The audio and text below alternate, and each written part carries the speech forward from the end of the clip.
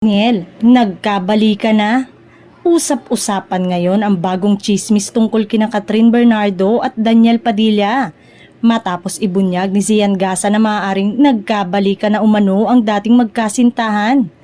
Sa isang Facebook post, sinabi ni Gasa, ang chismis nagkabalikan na daw pala ang Katniel. This is not confirmed yet kasi isang source pa lang ang nag-isplok sa akin. How true?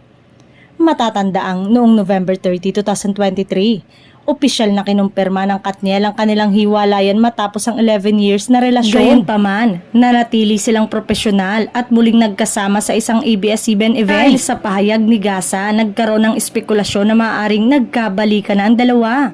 Ngunit hanggang ngayon, wala pang opisyal na kumpirmasyon mula kina Catherine at Daniel. Mananatili ba itong chismis o may katotohanan nga? Maaalalang kamakailan ay napabalitang nag-usap ng muli sina Kat at Daniel.